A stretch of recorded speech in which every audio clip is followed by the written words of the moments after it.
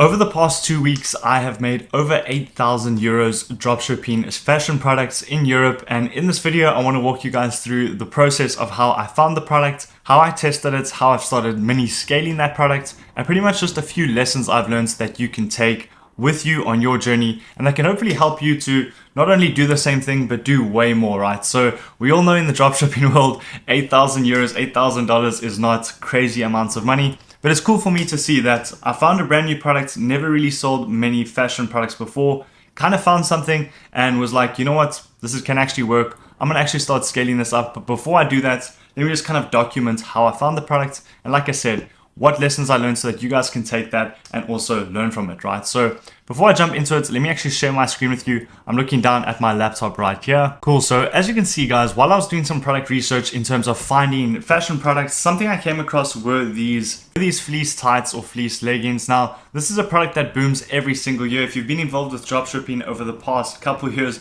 you would have definitely seen this product pop off every single Q4, right? So I looked into this product and I was like, you know what, I think it's time I sell these. But I was like, I can't sell this exact product. So what I did was I went onto TikTok, I searched women's winter clothing, found different types of leggings, cozy socks, jackets, beanies, all types of products. And then I came across a product that really stood out to me. It was a pair of pants, but it was specifically made for winter. So to actually validate that the product sold, what I did was I copied over the link of the store, went over to Shop Hunter, and now Shop Hunter is software that if you're dropshipping in 2024, this is something you seriously need to be utilizing, right? So if you can't actually validate that a store is making sales and that it's making money, I don't feel it's worth testing that product unless I'm confident and certain that this product is actually making money for not only one competitor, but possibly a few others, right? So all I did was I went to my Shop Hunter, went to add shop, pasted in the link of the URL of the store that I was wanting to track.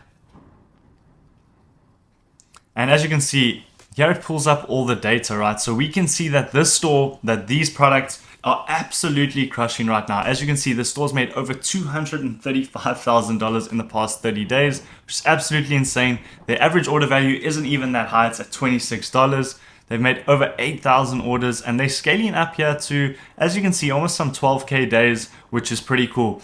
I also love to see the progression of the store. As you can see, they're just constantly scaling up throughout the month, right? So very cool to see.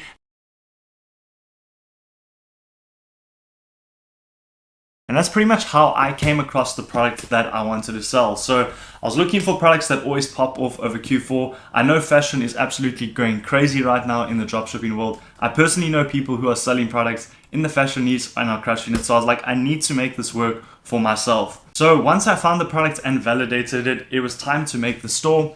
What I did was I went onto Shopify, and in all honesty guys, I didn't just use a free theme. I used one of my favorite themes, and that was something called Shrine Theme. Now, Shrine Theme can be a little bit pricey, but it's definitely worth looking at getting. I just personally think that there's so much that comes with that theme in terms of apps that you would actually have to be paying for on Shopify. So definitely check out Shrine Theme. It's great for one product stores. Obviously, you can build out a whole site on there with many different products, but it's just so slick and clean for a one product store. Now, if we go back and look at this site now, I'm obviously viewing this on desktop, so it's obviously not super optimized. But as you can see, a lot of these product pages look very similar, right? You're gonna have tons of lifestyle images. I'm looking for reviews. I'm looking for people actually wearing the product, maybe some gifs of people using the product and stuff like that. And then of course, reviews and testimonials for social proof. So in all honesty, the website probably took me about a day to set up. I spent some time on just creating something clean, something that looks professional. And that's something that I would actually trust and buy from in 2024, right? Because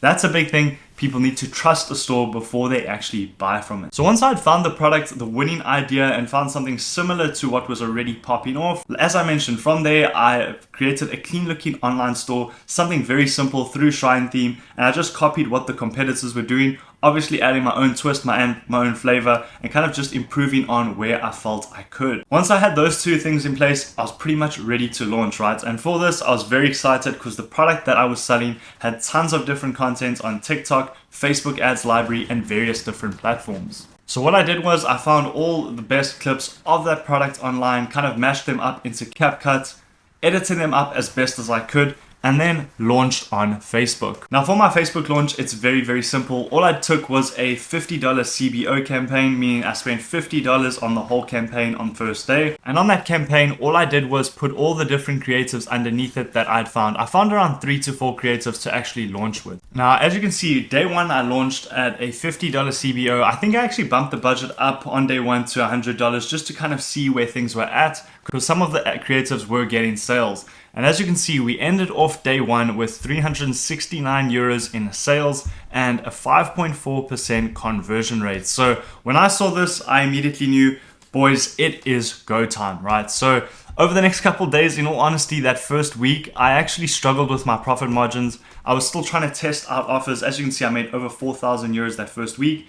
Now the conversion rate looks good, but I was trying to get proper pricing from my supplier. They were going back and forth on 2 or 3 different types of quality for the product. So that was a little frustrating. Some days the product cost was like $9. The next day the supplier was telling me it was $12. Then it was $11. Eventually I got the product price down to around $10 with something I was very happy with. Now, as we can see, guys, week 2 is where things picked up. I'm recording this on Sunday. So another $4,647 over the 2 weeks. Let me just show you what that looks like in total.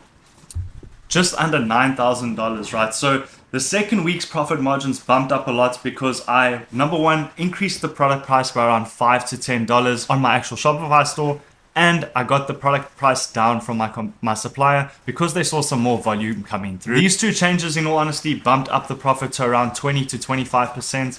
On week 1, it was only around 10 to 15% profit, which was obviously really low. But again, it's testing. Not everything's going to be a boom 40% profit margins like on some of my other stores. I was still just very happy to see this volume and kind of see this style of product working for me. And that was honestly how I pretty much got the store to just under, as you can see, 9,000 euros in around 2 weeks. Is I found a viral idea. I then found a product that was similar to that viral idea. I created a sleek looking website that could actually build trust and convert visitors into buyers. From there, I launched ads on Meta or Facebook at $50 to $100 daily budgets. I also launched with the most viral ads that I could find and created something unique out of all of them with the best hooks that I could possibly come up with. And then from that point, it was just about dialing in the offer and the logistics with actually making this as profitable as I possibly could. So I started cutting off the creatives that weren't getting sales. I've now started focusing in on the creatives that actually are generating me purchases. And on top of that, I tried to get the product price down as low as I possibly could to increase my profit margin. Now, I'd love to tell you guys I scaled this to 100K in the first 2 weeks, but I honestly feel like a product like this has the potential to really scale long term. Yes, it is more winter related, but a product like this still has the ability to be sold year round. The plan moving forward for the site is to continue to focus on the creatives that are working well, dial that in and see how profitable we can get things on the front end, and also start slowly implementing upsells and products related to this main product that can bump up my average order value and continue to bump up my profit margins in general. Guys, dropshipping does not need to be a complicated process. I wish somebody had simplified things for me to these 3 things when I just started. Number 1, your product needs to be solid, right? Number 2, your marketing needs to be able to draw customers in and get very, very high click-through rates and very, very good engagement online. And number 3, your offer needs to rinse people in a sense where I mean, like, there needs to be, out of every 100 people that are coming on your site, at least 2 to 3 purchases need to come from that, ideally more in most cases. Once you can focus in on those different things, guys, you can honestly simplify what's not working. You can easily pick up if it's the product, if it's your marketing, or if it's your offer. So I hope you take this information and I hope you now go and take action on it. Find your own winning products, launch your own ads, analyze your own metrics, and make some money, guys. It's Q4, time to take action at this point. But I hope this inspired you. Again, this was just a realistic store launch that I wanted to share with you. So I hope you found this helpful, and I'll definitely see you in the next video.